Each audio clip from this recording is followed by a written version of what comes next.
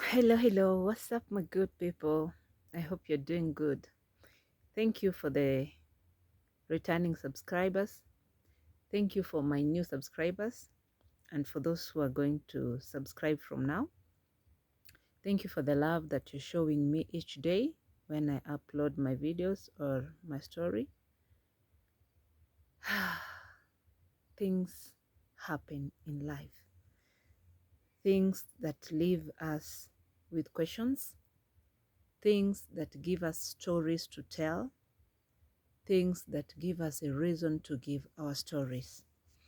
So today, uh, we were going through something at church today. We were talking about alcohol and the abusiveness of alcohol.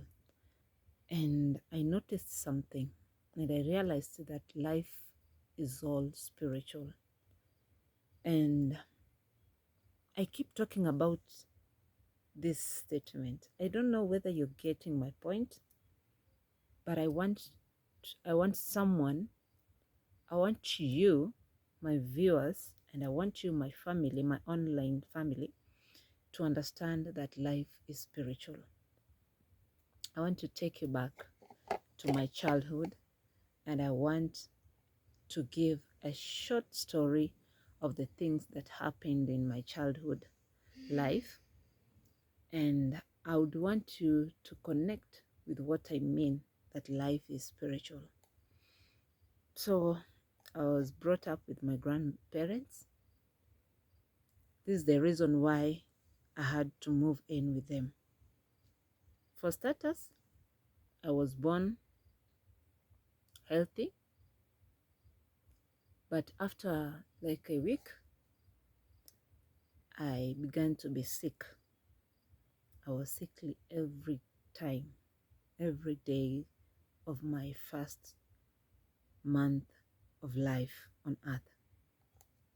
And from that day, I lived my life in hospitals for like 4 years, since the year I was born to like 1992. And in 1992, March, we had a burial at my mother's place.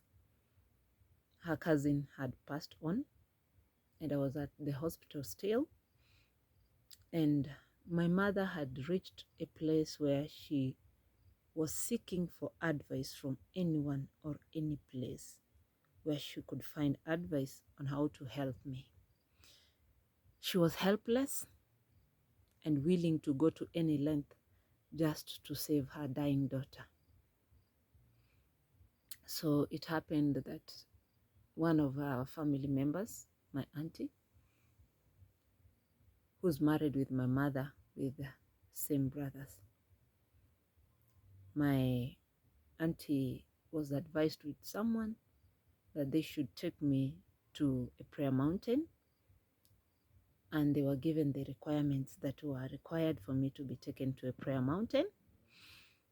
But the Lord spoke to me at that tender age and told me to encourage my mother not to take me to that place, and to also encourage her to be courageous and more prayerful and to keep her faith firm in the Lord. And so I did. So when they were coming in with my auntie, my uncles, and my dad, as they were entering the door, I just told them, don't take me wherever you're taking me. Rather, change environment for me. That might help me. And so since there was a barrier at her place, she thought it could be better. She speaks with her family members who stay in Nakuru, so they could take me in and change me from where I was to another place to try and see what will happen. My mother from that day gave me a listening ear. So whatever the Lord told me to tell her, she could listen and do as told.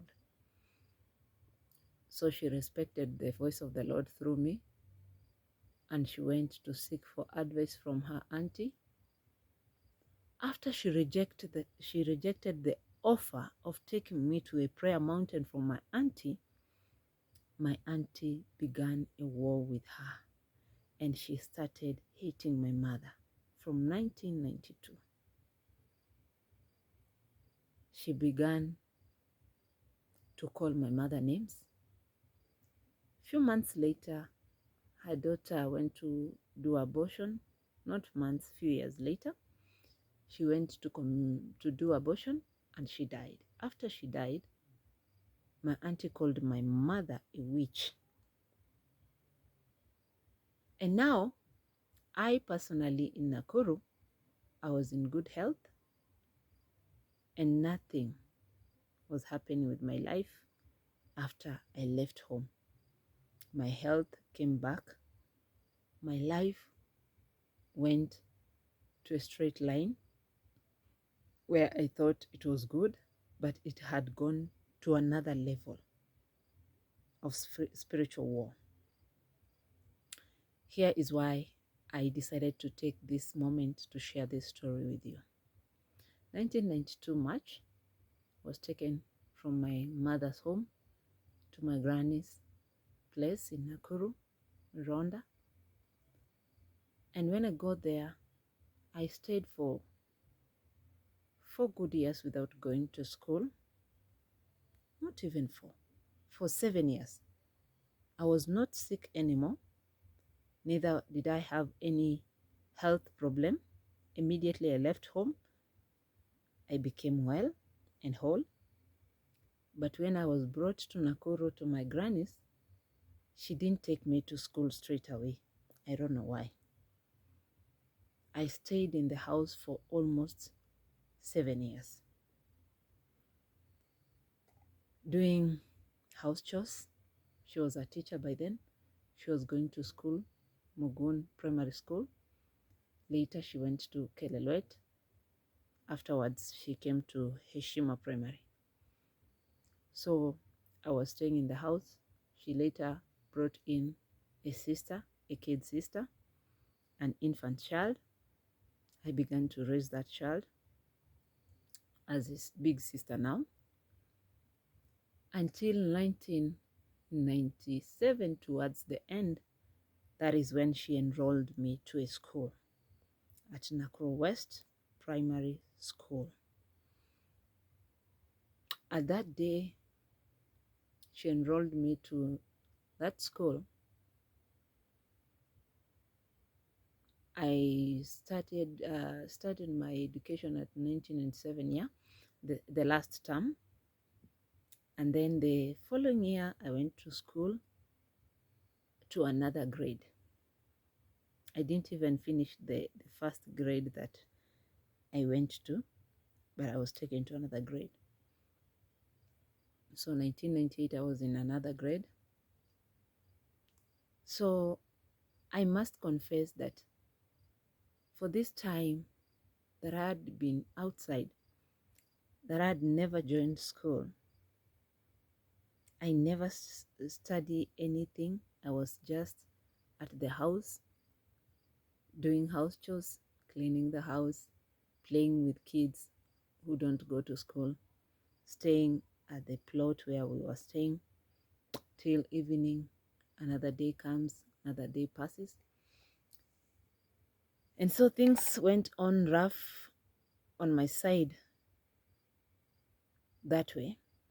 And in the year 1998, I was involved in drinking alcohol. I was a very young child at that moment. I was around 8 to 9 years, I think. My grandmother was staying with my other grandmother. They were staying in the same plot. And we used to go and watch television at my other grandmother. She was working at a bank, I guess, if I could remember well, because she retired when I was very young. They were working with the husband. They were both working, so they had good life. They were the owners of that plot where we were living. They had given the sister one house where she was living with 2 rooms, and we used to go there, watch television from around 7 to 9. Then we go to sleep every day. And as we were going there, my grandfather used to drink alcohol, and he used to hide his alcohol because my grandmother never wanted to see alcohol in the house. She never allowed him to bring alcohol in the house, so he could hide it. And when he noticed me around, he began to give me the bottles of KC, Kenya cane. Those days were in plastic bottle, to hide for him, because he noticed whenever he hides, my grandmother gets to know and throws it. So he began to give me to hide for him. And as I was doing that, I began to taste. And that is how I've come to know that life is spiritual.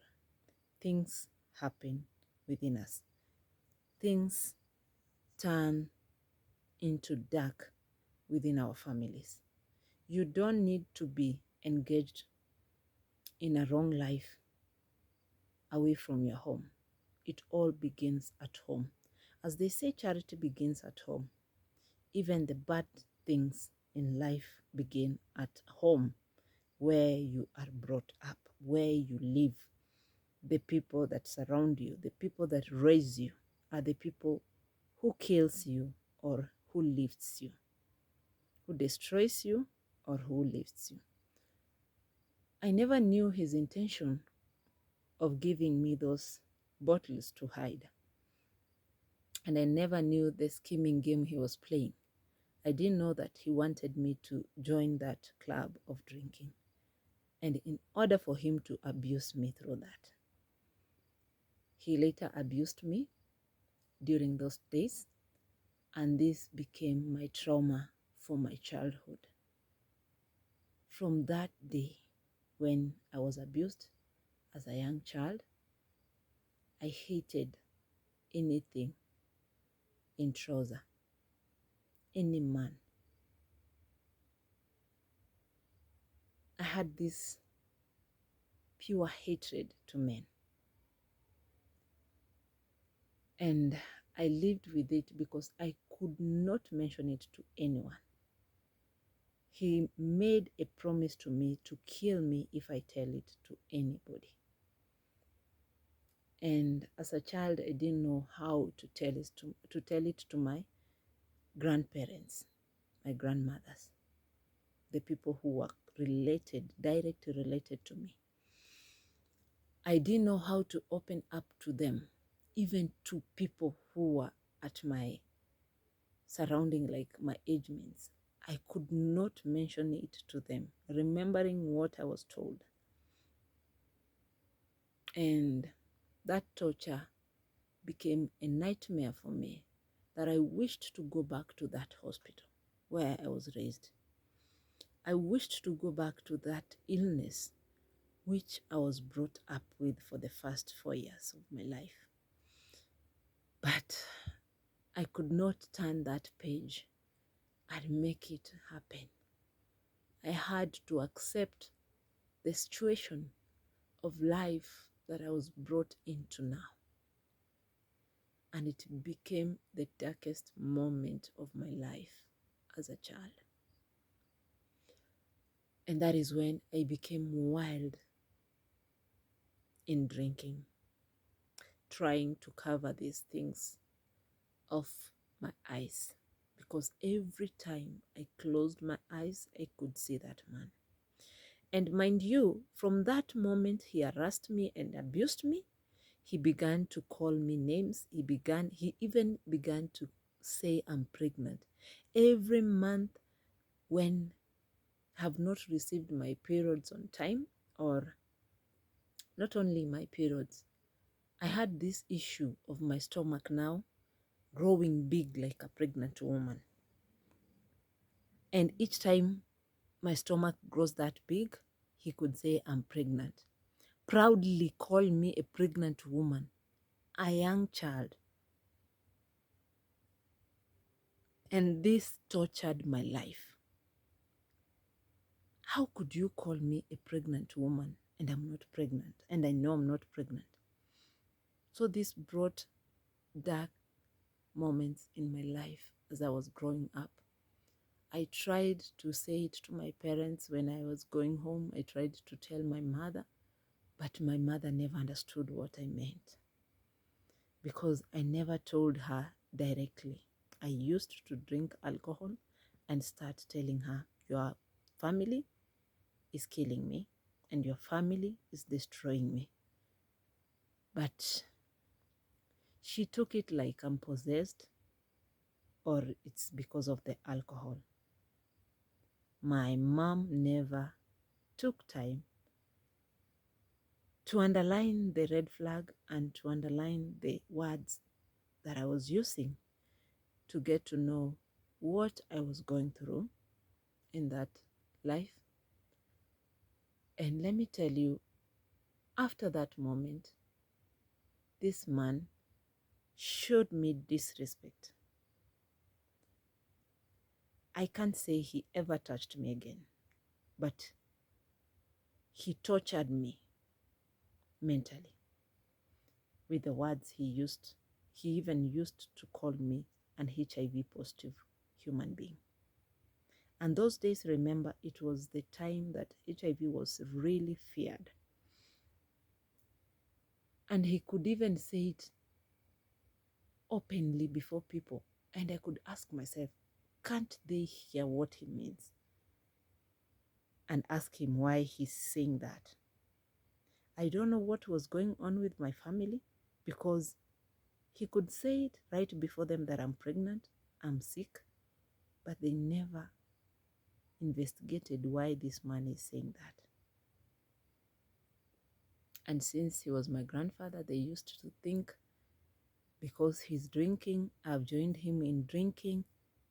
This is just a joke of a grandfather and a granddaughter, which is so bad. Don't take life lightly with words used around you, used around your children. Things happen. The devil is playing with our children. The devil is playing with our lives right before us. The devil is doing that thing that you think it's a joke. Nothing is a joke. Nothing is a coincidence.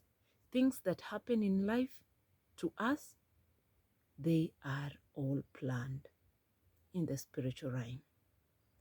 So this man knows what he did to me as a child and knows what he's calling me. He may be used with the devil to do that, or he may be the devil himself to me, from what I have understood now. Later in life, I begin to suffer. I can't even sit inside the classroom since I was taken to school. And whenever I'm inside class, things speak to my mind. Voices come. I'm called off the class. I go out to drink. I started to practice smoking. I was smoking bang. I was smoking cigarette. I had that bad life at a tender age.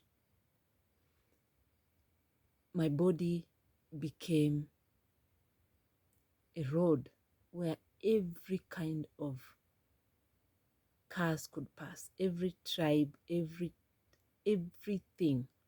that wants to pass passes through.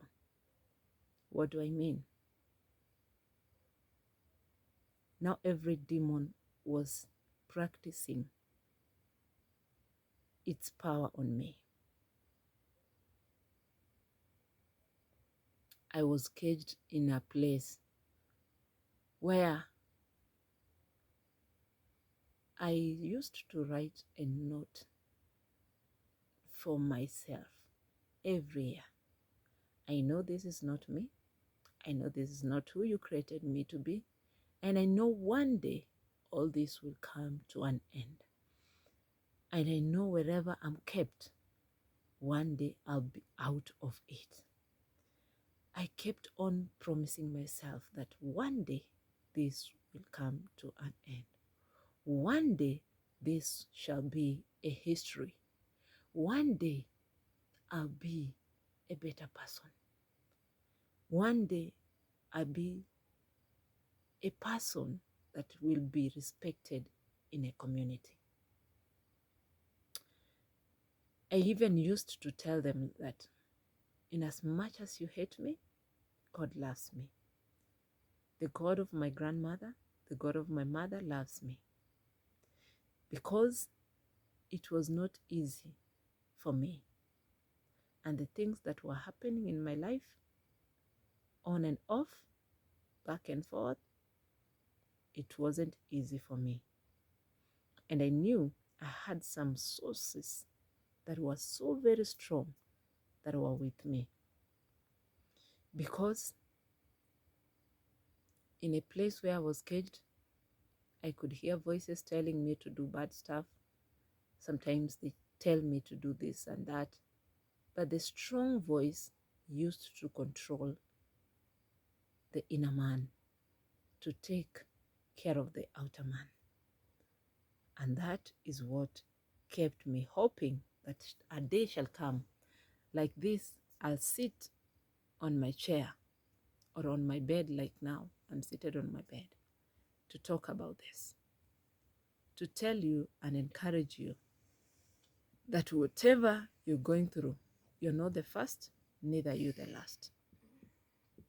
And you want to know today that you're not the first. I'm here. I'm a living testimony of what the Lord can do if you only get to understand that life is all about spiritual. And things that happen around us, they are all spiritual. And how do we overcome them? It is by confessing the sources and the stronghold that is within you. If you believe in anything, you should believe in the living God, because that is the only source that can save you from your family, that can save you from yourself that is destroying you. It is the only one who can heal you. It is only God who can raise you from the mud where the world has kept you. And it is only God who can put a smile even in dark moments on your face. Friends, life is spiritual. I remember even as I was still chained, still neglected, I had the favor of the Lord. I go to school, I'm drunk. I get assigned at school to be a head girl, to be a prefect, to be a CU coordinator. And even when the visitors were visiting the school, we had like the MPs and other big people who used to visit our school. I was the one who the school committee could choose to handle the organization or the whatever that is happening, whether it is a farewell or a ceremony. They used to choose me as a student who will join the teachers and the staff to plan for the event. Like the event that touched my soul was the event for Saitoti before he passed on.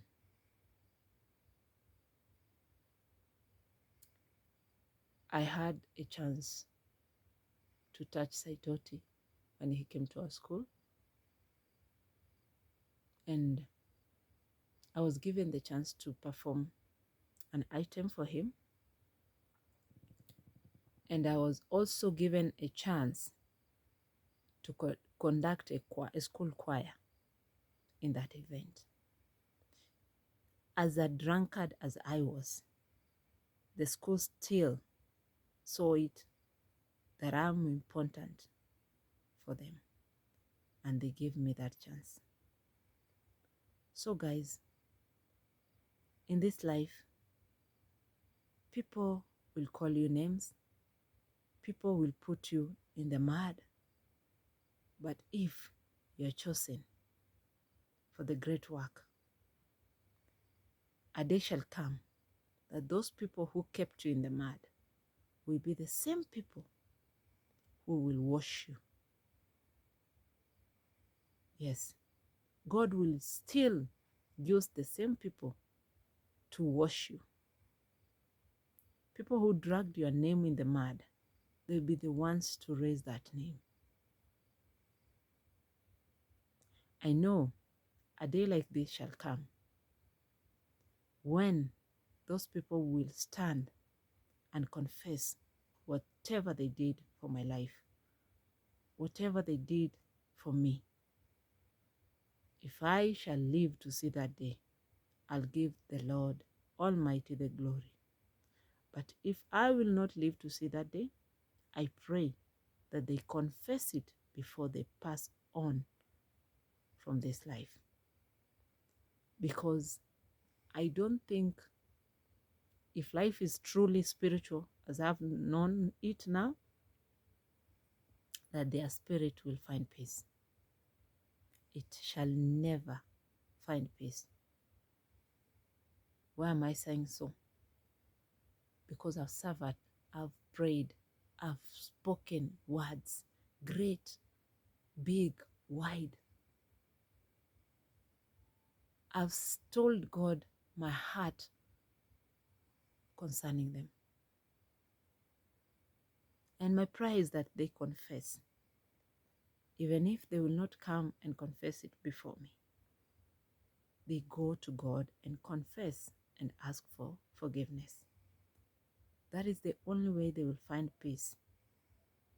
The only way they will forgive themselves. Because I personally, 2020, when I began to talk about it, God gave me the grace to forgive them. You can imagine how many years have I carried them in my heart up until 2020, when I was freed from them. The moment I cried to the Lord and said, forgive me, and you forgive them. It was in the year 2020. And from 2020 to 2024, November 16th, it is when I found the grace to talk about it openly and teach someone out here to get to understand and to know that life is spiritual. I don't want this generation to go through what I went through. This is a blessing to me that I never knew that I come to get in my life. There were days that the same people who said I was pregnant called me barren, told people that I was barren. And they were the same people who embraced my children as their grandchildren. And I tell the Lord that wherever it is and however it is, they live to know that God is merciful. If not for the mercies of the Lord, I don't think such men does have a place to live on earth or in heaven. But because he died for them, they have that grace. And I pray the mercies of the Lord to be at their doorstep every day till the grace lifts them to confess their sins before the Lord and ask for forgiveness. That is what the Lord is asking from them. That they should acknowledge him. They should respect God's wish for mankind. God does not wish that we hate one another. God does not wish that we carry hatred in our hearts to our families. No. God wishes us to live in happy life, in a loving life, in a caring life, in a truthful life. Don't be envious of God's gift upon your family member. Don't ask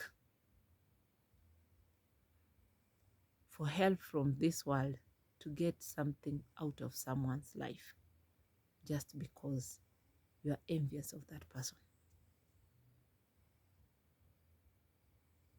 People come and go. Things come and go. But God is there to stay. And God does not change. Neither does he sleep nor slumber. God knows what happens in the dark, because dark and light is as one before the Lord. God sees even in cages. God sees even in caves. God sees even undersea. So there's no place that you can visit, do your dark things, and think that the Lord cannot see you. God knows you. God knows your mind, your thought, and even your heart desires. If you desire for evil, the Bible says the wicked shall know no peace. The wicked can never experience the peace of the Lord. That is what the Lord is saying. Life is truly spiritual. If you do good, you harvest good.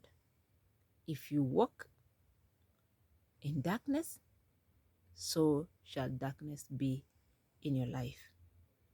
Ask yourself where you're standing today, what you're doing to other people today. I listen to stories. I listen to stories of people. I see stories in my life, in my family, in my friend's life. I notice that everything good starts from us, the inner circle. Even with the story of Job, we see the wife being the first person to betray him, to ask him to betray God.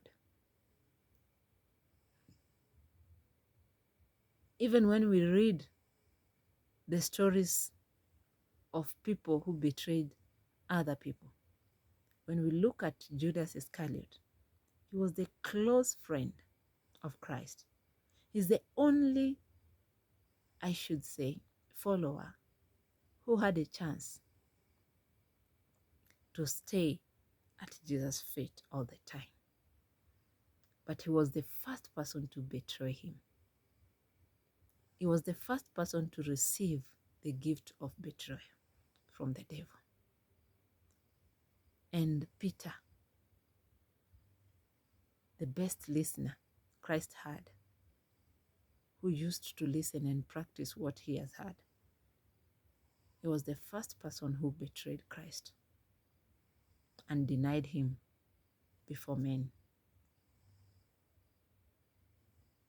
So when I tell you life is spiritual, family can betray you, family can kill you, family can destroy your destiny, learn it from me. If not for the mercy of the Lord, some of us, our families have destroyed our destinies. Some of us, our families, in one way or the other, whether they knew or they didn't know, have been used to kill us. I hear people say, so and so has sacrificed his family to get wealth. So and so has done this, has done that to get wealth and riches. Let me tell you, that is not how it happens. If I tell you how it happens, you'll be shocked. The devil plays a shocking game the best tricks to introduce us to his wild, heart tempting desires. I don't know what to call them. Whatever he does it the best way he knows. And he starts from the close people you have. There is a saying in Swahili that tells us, your enemy is your friend. That whatever eats you, it's on your cloth. So whoever is against you is so close to you. Don't go outside the box to look for your enemies. Your enemies are right within your inner circle. Ask me why. I won't tell you why. Because I've been taught not to know much, but to know the little that I know, and to live understanding that life is a mystery that has its own ways of doing things. It is for you to choose the right thing or the wrong thing. It is for you to choose who to follow. Is it Christ or is it Lucifer? The morning bright star, the best stone.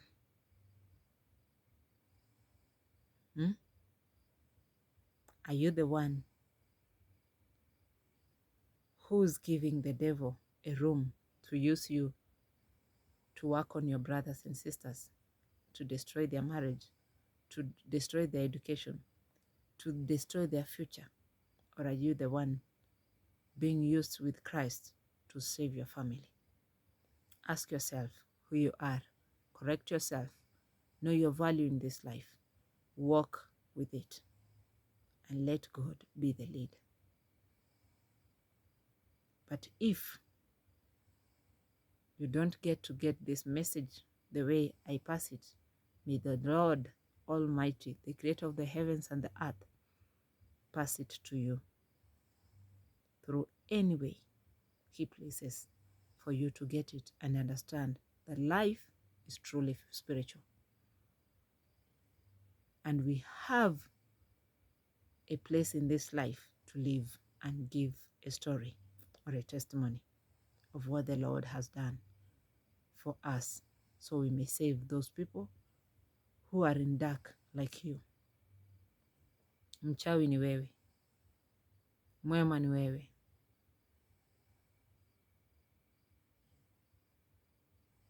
Choose the right thing, do the right thing, and you end up in the right place. Choose the wrong thing, do the wrong thing, and you end up in hell. That is a promise. I didn't give that promise. The creator of the heavens gave it. You choose the good, you reap good. You choose evil, you reap evil. They say there is no mercy on a playground. Wakati wakina Ronaldinho wako kwa kiwanja, hata akifanana na brother yake kwa kiwanja, haizi muonyesha mercy ati juu ni ndugu yake. The game has to go, ifike mwisho, and the winner has to come out. Mmoja.